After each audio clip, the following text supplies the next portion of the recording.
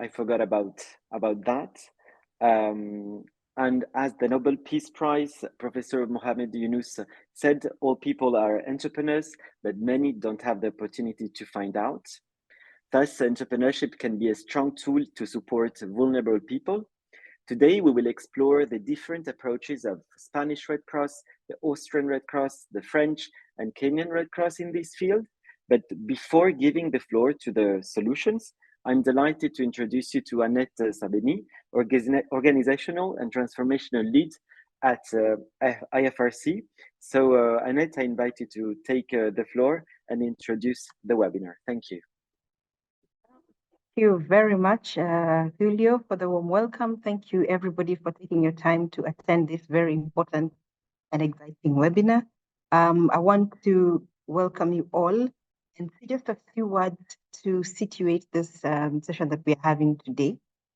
We all know that national society development is one of our critical pillars, one of our critical priorities as a movement, generally speaking, and particularly to enable us to drive social change, to drive all the services to the last mile.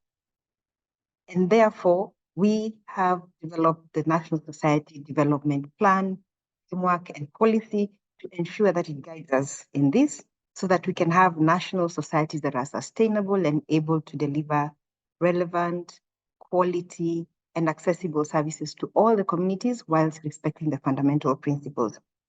Part of these priorities in national society development is a key component of national society financial sustainability. This one was identified by all the membership as one of the key areas to make sure that it stands out for the collective improvement of our national societies. So as a federation and where all of you are members, our steering role is we're coming here to reconfirm our commitment to provide the leadership, to provide the coordination and support to ensure that this key area of financial sustainability is properly pursued. But very specifically, and to bring the point home, when it comes to issues of resource mobilization, when it comes to issues of income generating activities, when it comes to social enterprise, social entrepreneurship, we are very happy to have national societies such as the Austrian Red Cross, the French Red Cross, Kenya Red Cross, Spanish Red Cross, etc., taking this as a very critical component because we know when we invest in this, it will have an impact at two levels. And I'm happy to see the cases that will be showcased today. We'll see impact at two levels. One, in terms of strengthening the national society financial sustainability efforts, but at another very critical level, that is at the community level, because this is the driver of social impact and empowerment. So allowing the beneficiaries, allowing the women at the community level to chart their destiny, to make their own destination, to become actors of their own resilience. And in very particular, we know when we empower women, when we empower women social entrepreneurs, we are making a holistic change for those women at a personal level, for their families, for their communities, and generally contributing to the agenda of our national societies, which is to serve the communities. So for this purpose, we really want to appreciate the champions that will be presenting today. We want to appreciate the Women's Social Enterprise Entrepreneurship Initiative, and we really look forward to learning a lot during this webinar, but I also would like to encourage that, yes, this is one initiative, but to encourage that we have even additional programs such as this to enable us to have peer-to-peer learning, peer-to-peer exchange to influence and build and champion this agenda of social entrepreneurship, social enterprise, and using this to empower women and to bridge the gender inequalities. Thank you, and looking forward to very good exchanges, and thank you to the French Red Cross for organizing this. Back to you, William. Thank you, Annette, for your inspiring speech and for your support. It's time now to more about Impulsa, the Spanish Red Cross initiative. So I introduce you to Julia Martinez-Sanz, coordinator of Impulsa. The floor is yours.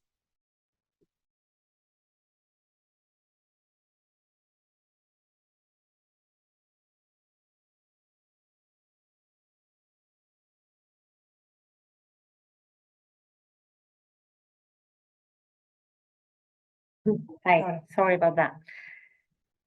Good morning. Thank you for the opportunity, because the Impulsa project, I think for your followers from last year, they would have heard about it. So what I'm going to do is make a very brief introduction, but you will have the presentation and also the presentation of one of the entrepreneurs that we helped this year. So maybe actually gives you a better idea after, later on, when people can actually check it, to see what we normally achieve with this project. The Impulsa project has been running for nearly 20 years now. Can everybody see the presentation? Yeah, okay. It's been running for more or less 20 years, and what started as a project that was looking forward to support people learning about the possibilities that self-employment gives them. It has now actually turned into a little bit of more of a challenging project, because we not only show them what self-employment can do for them, but we actually help them not just on the creation, but on the consolidations of their business, with finance of their projects, with training that we now do, with different tools that we have, but mainly it's online training. So we actually have extended the base of the project to the rural areas. We started with a 50-50 approach, male and female. We now, for the last at least 10 years, we incentivated the process of building on the case for 60-40. We do 60% of the people that we normally attend is definitely women, and then 40% will be men. This year, actually, the results show that we have done 80% women, 20% men, okay? Which is a very positive sign, not on the fact that we've dropped men, but on the fact that we've built on a case for women to be more empowered. They have heard about the project, they come forward, and they're turning on their business cases, right? Because at the beginning, what we saw as well, it was that women were listening, they were ready to be trained, but they were not opening their business. Now we've actually managed to build on the case that they dare to open their businesses.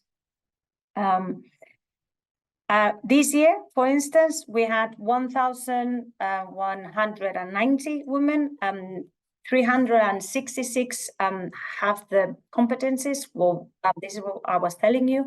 What we see is a lot of people lack the minimum approach to what is an enterprise, what is to create an enterprise. In the Spanish case is what are the necessary administrations that we need to approach, what is all the documentations, all the papers that we need to fill in, so on and so forth, right? All the regulations, let's say. And also what you see on the 459 companies created or consolidated is that we built on as well our strength on the fact that we have with entities of microfinance, we have signed agreements whereby we access finance, microcredits on a standardized, on a very fast way. Sometimes we actually turn around the contracts in 1 week. We do it online through one of the entities. That has actually this year resulted in over 2 million euros in microcredits, of which 74% are for women. So we've moved on to creating unconsolidated business, not just on training them, solving their doubts, but what we wanted to see is that we could actually do the same approach in self-employment that we do in the Spanish Red Cross for employment in companies, which is the result that we need to see is that people is actually on the market and they have a livelihood right? That's why we build on a case like that. It goes through different stages, but mainly is information, assessment of their capabilities, training their capabilities, building on the business plans with them, making sure that they have the proper training afterwards when they're gonna be on their own, to know about marketing, to know about finance, to know about accounts, to have sometimes now even the e-commerce training that they require, depending on their businesses. And what I wanted to show you, at the end of the presentation, you'll have the link to the Spanish website. Unfortunately, everything is on Spanish, so we would really like the things translated. We're working actually with our colleagues from the international team to actually start building the cases on things in English, but at least now we can show you the tools that we have. One of them is the little conferences that we do every Tuesday for 1 hour.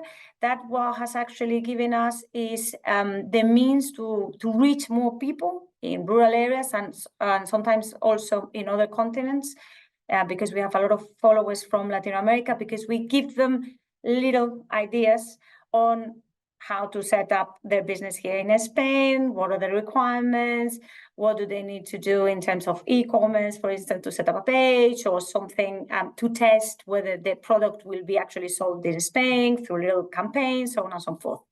The tips is more of training capability, which they train the things that they know or they don't know to set up their business in a sort of gaming way. So then after, we can choose which formal capability training they require. One of the things we have is the initiative to build on a guide of all the businesses that we build on year, that we help create and consolidate. So all the entities, all the people, whomever reach the website, they can actually go on that guide and they can find, for instance, here, every time that we have meetings, we use the restaurants that we have promoted. Every time we need to create, I don't know, some materials for work, whatever, we use the businesses that we have helped created. So it's a way actually of promoting the employment that we're generating through this project. We do videos of everything that we can, of the females that we help, because we think that one of the problems we have is the lack of role models. So we need to actually show all the females that we help. More and more, we're actually building the cases of traditional, so going from what we used to normally have, which were little food shops, for instance. We're now moving into places where they train yoga, places where they obviously do nails, hair, beauticians, whatever, restaurants. We have photographers, we have graphic designers. So we're trying to add on different role models so people don't just vinculate the female self-employment to little shops or mending entrepreneurships and so on and so forth. These are the results for this year, just to give you an idea. 80% women, 1,722 participants in total, not females, the female figure I gave you before. Of these people, one of the figures that for us is very important is the fact that 501, so a little bit less than half, but almost half, actually the business plans, because it's a tool for them to review year on year and make sure that the enterprise works to the statement that they set. And actually, it's our second year objective, which is to consolidate those business, and it's a way to actually be able to have a basis for our assessment. And that's the website where I was telling you that you can see all these different cases. Thank you for the opportunity to let us explain what we do, and hopefully we can see this project all over Europe if required. Thank you, Julia. We will share the links and context later on, indeed. It's time to move to Mombasa now in the Kenyan coastal region, where the French and Kenyan Red Cross started a joint project to support women in the informal sector. So I invite Priyanka Patel, Head of Innovation of the Kenyan Red Cross, and Camille Loiseau, International Innovation Officer of the French Red Cross, to take the floor. Thank you, Giulio. So we will do the presentation with two voices today. So I'm glad to start the presentation just to say that the Women's Social Entrepreneurship Institute is a project co-founded by the French Red Cross and the Kenyan Red Cross Society to support women informal entrepreneurs to grow as business leaders in their communities. So just to start, we wanted to share with you a figure, which is that in Africa, almost 86% of the work is informal, but yet most studies found out that women entrepreneurs have smaller businesses than men. Usually they have smaller businesses in terms of assets, in terms of number of people they are working with, and they also have the tendency to stay more at home, to kind of try to make it up also with their family life. So with the Women's Social Entrepreneurship Institute, which back at that time was also inspired by the work of the French Red Cross through entrepreneurship and through 21, which is the social innovation accelerator of the French Red Cross. So last year we decided, the Kenyan Red Cross Society and with Priyanka, to launch the Women's Social Entrepreneurship Institute in Mombasa. Also because we had the feeling that Nairobi was receiving a lot of support in terms of entrepreneurship and innovation, whereas Mombasa had maybe a bit less opportunities. So now it has been a year that the project has been completed, and we're very happy to share with you the report, the final reports that we have done. You will find out a few figures about an impact study that we have conducted.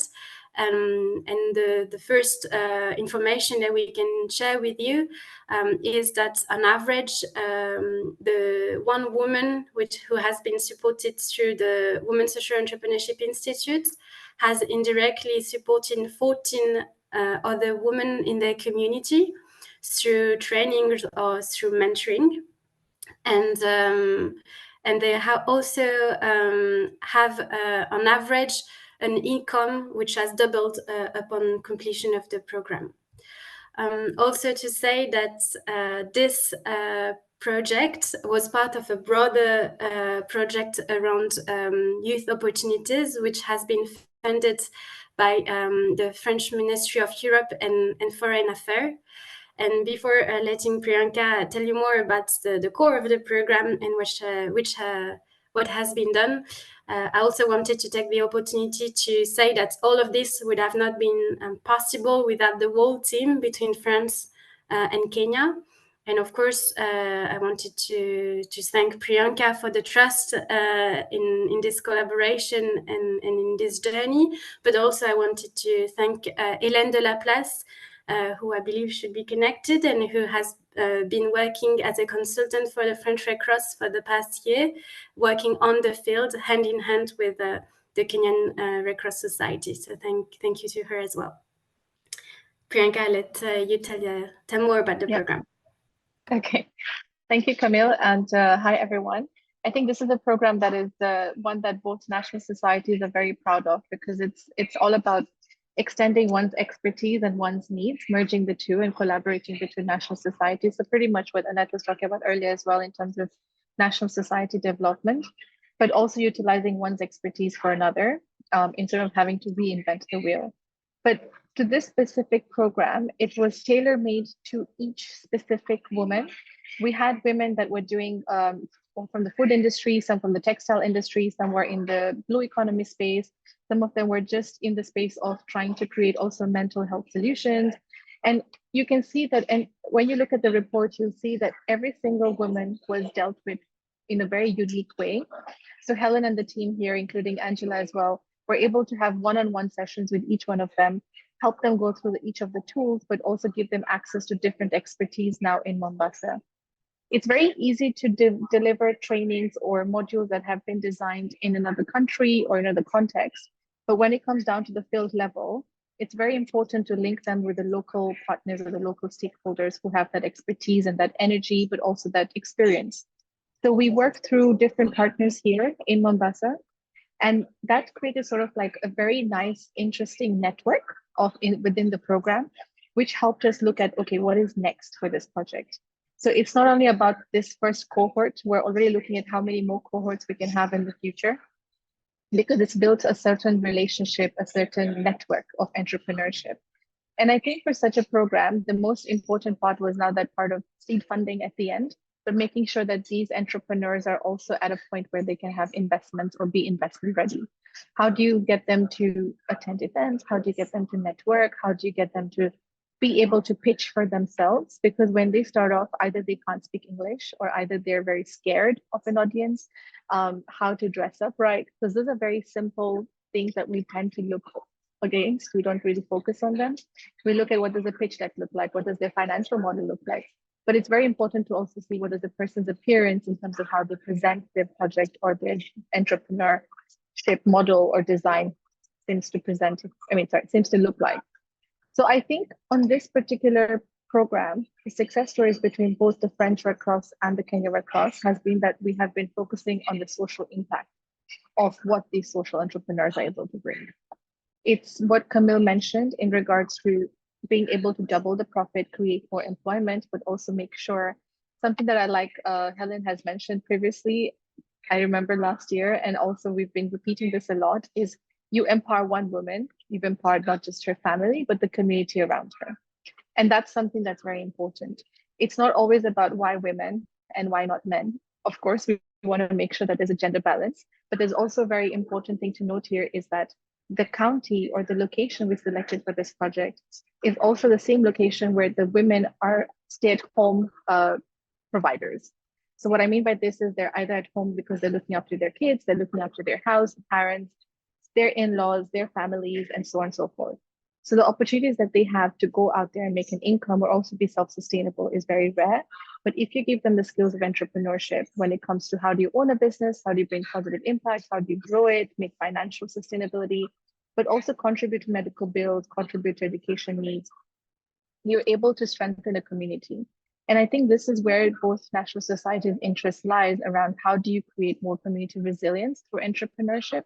It's not just around making sure that we are responders on ground, but also we are investing in being prepared. And for you to be prepared, it was part of that bigger program that Camille talked of in terms of youth opportunities, but also economic opportunities. If you are economically stable, you're able to choose better livelihoods, but also have access to better healthcare, better education. And you're not thinking about the impact that you've caused through entrepreneurship for these 25 women right now, but our focus is what is the impact that these 25 women will be able to bring to the community or the society 5 years from now. The child that that person is looking after, he or she will be able to access better education. He or she will now be able to also be like network in a different place. This one lady that has really impressed me, she does marinades from home. She has a 13-year-old daughter that she has mentored. That 13-year-old daughter is able to actually go to market spaces, have her own little booth and sell crochet items, like things that she needs herself. You have a 13-year-old entrepreneur that has been inspired through her mom's journey. So it's not just her mom's journey that we're interested in or the impact that we're talking of. What is the impact she is bringing into the society? Because her 13-year-old daughter doesn't have to wait until she's 25 to make enough income. At 13, she's making an income. So I think the program was split amongst the several months from January up to October, looking from how do you start pitching customer service up until the point of public speaking, investment readiness, but also being able to measure your impact individually on your program or your project. I think I'd like to just summarize over there by saying that at the end of the day, when it comes to entrepreneurship, from our experience, it's not always about the financial capacity of institutions that you're giving, how much seed funding you're giving, but it's more about what expertise, but also about what linkages you're causing or introducing, sorry. Because at the end of the day, financial power does die. Like you give them 60,000 shillings or you give them 600 euros or $600, it will eventually run out. But if you link them with the right partners, if you link them with the right network, the right industries, then you're able to sustain the conversations and they're able to become more sustainable and scale out their ideas. A very great success I can share is a few weeks ago under the same program, one of the entrepreneurs was able to facilitate a workshop on the ground level with the person who can give her the raw materials that she needs. So she doesn't need to go buy raw materials from somewhere else anymore. She's able to create awareness and she makes animal feeds. She's able to tell fishermen, this is exactly how I want you to store the fish waste so that I'm able to use it or buy it from you. We went 2 weeks last week with the donor on ground, and the same lady said she used to give the fish waste to her cats to eat, but now she's able to sell it and make an income. So you see the income channels have increased even to that community point, because she's able to mentor them, she's able to teach them, purchase from them, and then utilize the same material to her needs. So she's able to increase her sale production. So at the end of the day, this is the linkage that this project has been able to achieve. It is called Women's Social Entrepreneurship Institute. It is hosted under the French Red Cross and Kenya Red Cross, under our innovation center, which is IRME 254. But it is our hope that we can extend this even more into refugee context, as well as introduce it to teenagers, for instance. A 30-year-old should be able to do this too, but also just try and look at the mixed approach of how do you do this for both men and women, but how do you make sure that this is vulnerable groups are targeted to improve their economic opportunities. So I will just end there, and I would like to say thank you, of course, to the French Red Cross and Helen for this great opportunity that we've had in the past 1 year. Thanks. Thank you, Priyanka and Kemi. This is very inspiring and illustrate how entrepreneurship allows women empowerment in short and mid-term, and also for a young generation. So I think this try to answer to the question we would like to ask ourselves today, which is how can entrepreneurship contribute to find gender inequalities? Now we travel back to Europe to explore the Redpreneur initiative by the Austrian Red Cross. So I would like to introduce you to Eline Baronnet-Ulvestad, is the program manager of Redpreneur, and she will tell us a bit more about how it works, and also introduce Farah Subra from Lebanese Red Cross and Armida Zakarian from Armenian Red Cross, who follow the program. Yes, hello everyone. It's my pleasure to meet you all. Thank you very much for inviting us to join this very inspiring and interesting webinar.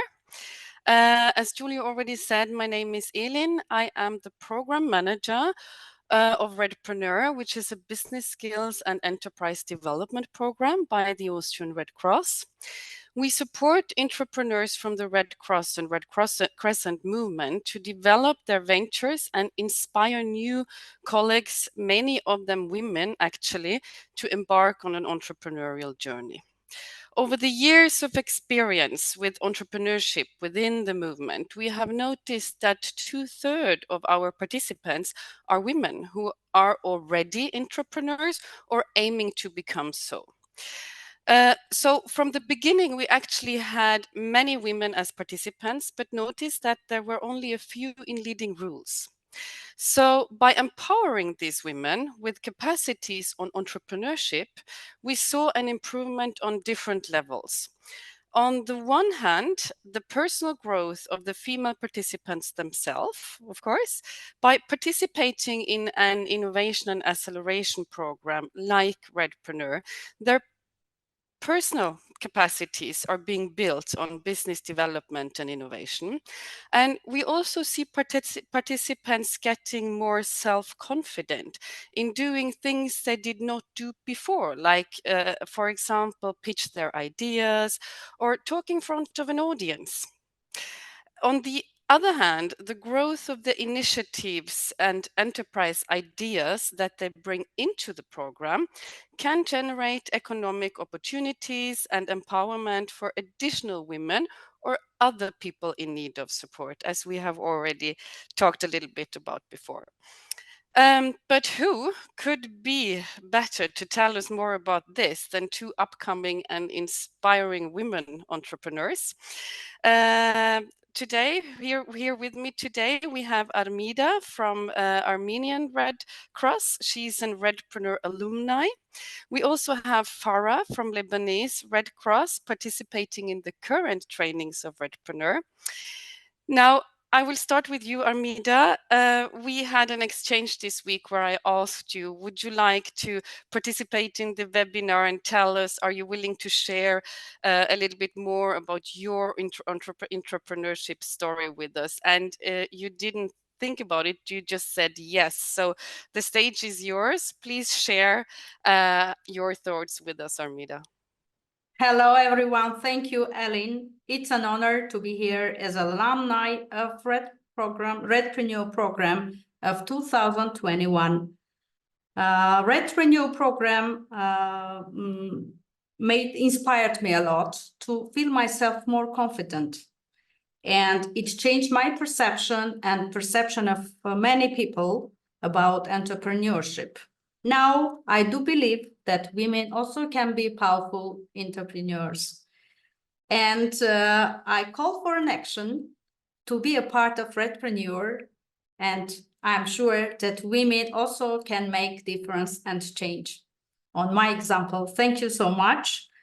And I encourage you that necessarily to be a member of Redpreneur and go on. Thank you. Thank you very much, Amida. I will now move over to you, Farah, from Lebanese Red Cross. You are a participant of our current training cycle. Maybe you would like to share your experience with the audience? Sure. Thank you, Eliane. Hello, everyone. My name is Farah Soubra. Our venture is called First Aid Training Lebanon, and we are based in Beirut. We are passionate about equipping individuals with life-saving skills through engaging and accessible first aid training. Actually, Redpreneur has personally supported me in improving my financial skills and forecasting abilities. This, in turn, will allow us to ensure long-term sustainability for our training programs, reaching more individuals and maximizing our impact, and that for sure made me more confident in taking the right decisions. Actually, when we started with the Lebanese Red Cross, I was told that 75% of the employees are female, which was actually really impressive and made me feel more empowered and driven to achieve results for my project. This inspiring environment actually fueled my commitment to success, especially during challenging times like the recent Lebanese crisis. Achieving our goals in 2023 strengthened my belief in the power of perseverance and collaboration. Personally, as a woman, I feel proud of myself and the image I'm giving to my kids and friends. And this motivates me to empower other women to pursue their dreams. And I encourage everyone to embrace their talents and strive self-improvement specifically. Together, I always believe that we can all shine brightly in our chosen fields. Thank you. Thanks a lot, Farah. Thank you, Amida and Farah. Very much appreciated you to participate in the webinar today. I would now like to close our kind of pitch by saying that entrepreneurship within the national society does not necessarily only promote more financial independence and impact, but can also lead to more gender equality and diversity. Thank you very much. Thank you, Aline, and thank you so much, Farah and Armida, for your words. That's very inspiring indeed. And thank you all for sharing your initiatives, your challenges, and results. We have a short Q&A session now. So if you would like to ask a question to someone of the panel, don't hesitate to write it down in the chat so we can say it loud. Maybe on my side, I have one question for Aline.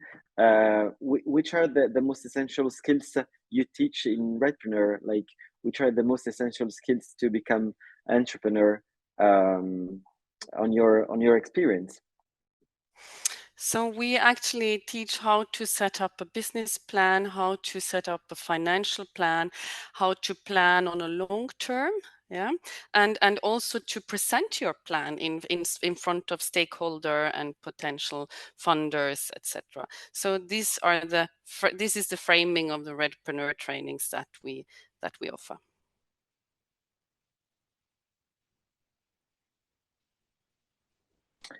Thank you. And maybe I will jump in, waiting for other questions if there are. Maybe one more question for Priyanka. There are many technical, indeed, skills, but also we talked a lot about empowerment and the idea of being more aware and aware of your own power. Maybe you can tell us a bit more about the soft skills part. Sure. I think the soft skills part is the part that is important when it comes to women specifically, because that's where it's a weakness and a strength. I feel like in terms of the know-how is important. Of course, the tools is great to use, but in a world where everyone is constantly competing, you find that there's one person doing textiles, that's where they're making bags, who is a male, and you find another person who is a female selling bags. But for some obvious reason, the bags being sold by the male will sell faster than the bags being sold by women. And you look at, when you compare the two and the reasoning behind it, why, it's because women tend to hold back emotionally, but also some of the packaging that comes into it. I'm talking about women in the context of community setup or in the rural setup as well. The exposure that they have, the experience and expertise, or the comfort that they have is very different from the comfort that men have in packaging certain things. So I think it's very important to have that level of professionalism, but also soft skills in terms of personality skills. It's very important when it comes to looking in the eye, for instance, and that is one thing that I'm sure Helen can agree was a weakness for most of the women that we worked with. When it came to, they're very good at their work, but when it comes to pitching, they were very shy. They were very held back, and that's where opportunities are lost and missed. So I would say, in terms of soft skills, there's more investment of time and one-on-one needed when it comes to groups like women, or when it comes to groups like similar with people living with disability, for instance, because there's a emotional connection that is needed in some of these trainings, and that sensitive fabrication. Yeah. I hope that answered the question. Sure, thank you, Priyanka. We have one question from Alice from the French Red Cross. Have any of you found that through supporting National Society volunteers or staff to set up social enterprises, it has not only helped the community and the entrepreneurs, but also helped the e-volunteers to stay engaged in national societies? Who would like to answer to that?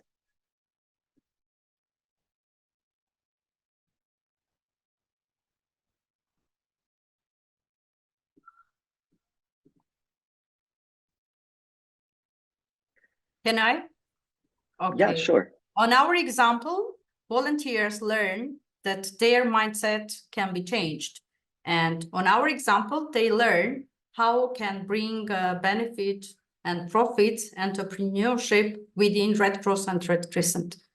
Because in our societies, it wasn't accepted that Red Cross can sell something and for the sake of sustainability. But now we change this perception, and volunteers also are free to learn from us because they are involved, greatly involved in our entrepreneurship program. Thank you, Armida. I think your witness is crystal clear, and coming from someone that followed the program is even more relevant. So thank you so much for your witness. I hope this session was inspiring and you learned something interesting. Feel free to get in touch with the people that joined the panel. So I will send you the presentation and the different contacts or by mail later on. And well, we did 43 minutes. So for once we are even in advance. Thank you so much for your time, and keep in touch. Julio, sorry to interrupt. Now that we Yes. still have 2 or 3 minutes, I see some up. I saw Priyanka's hand was up, and I think she would have something to say about this question from Alice about empowering volunteers as social entrepreneurs. Sure. Thank you, Annette. I didn't see it.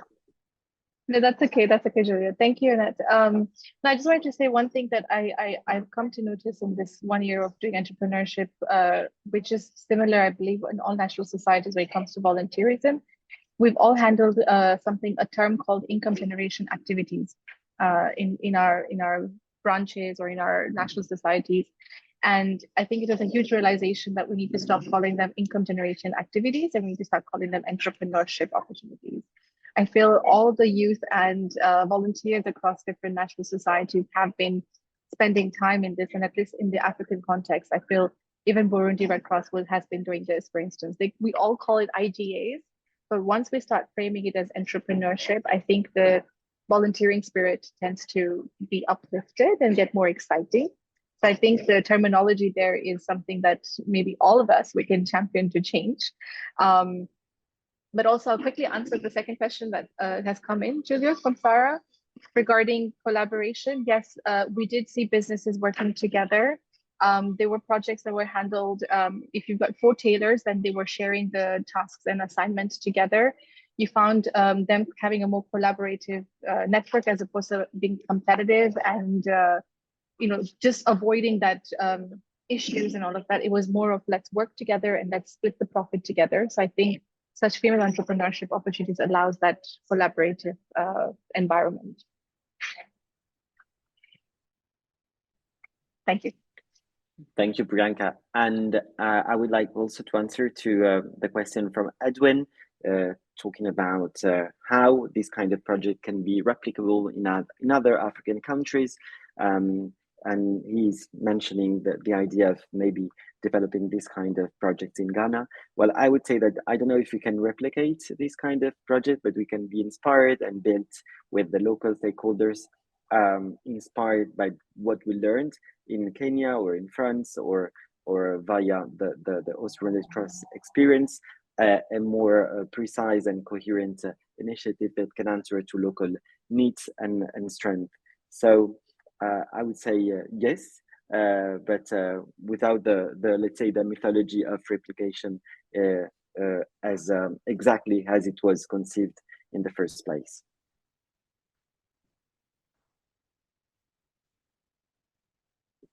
And maybe one last question from Sarah. Did you have any cases of women collaborating, building a business together? What opportunities and challenges do you see in building a business together in female entrepreneurship? I don't know if Eline had any feedback on this. Yes, we have had teams consisting of women. I think the challenge that we have already talked about today are actually we also see here. It's about having the commitment or approval and the time of dealing with this relative new approach. Yeah.